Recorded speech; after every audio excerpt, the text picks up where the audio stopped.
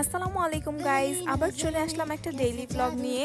চিন্তা করলাম এত সুন্দর একটা ওয়েদারে কেননা খিচুড়ি খাওয়া যাক।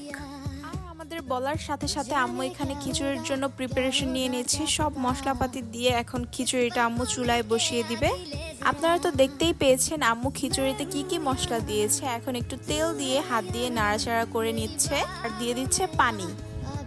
সবকিছু দিয়ে দেওয়ার পর আম্মু চুলায় খিচুড়িটা উঠিয়ে দিল। লাস্টে দিয়েছি মিষ্টি কুমড়া।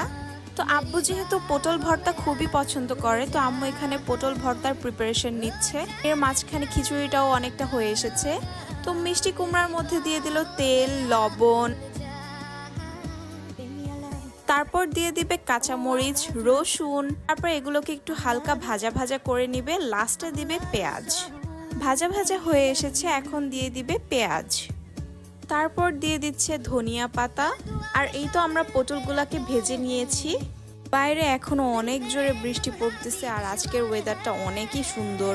আমরা সবসময় ভর্তা বানালে এই শিলপাটাতেই ভর্তা বানাই। এই শিলপাটায় ভর্তা বানালে ভর্তাটা খেতে খুবই দারুণ লাগে। আর এই তো আম্মু ভর্তাটাকে বানিয়েও ফেলেছে, দেখতে খুবই ইয়াম্মি লাগতেছে। অ্যান্ড আমাদের খিচুড়িও রেডি হয়ে গিয়েছে।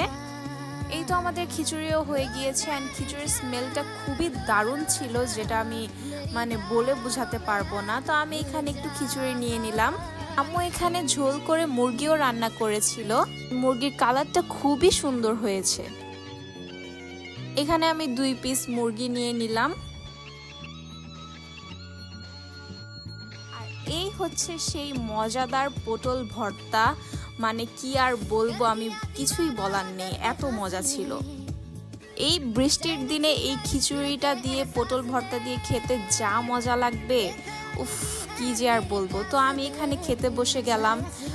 এখন মাখা দেখে আমার ভয়েস দিতে যে আমার মুখে পানি চলে আসছে। খিচুড়িটা খেতে এতটা টেস্টি ছিল, এতটা মজা হয়েছে।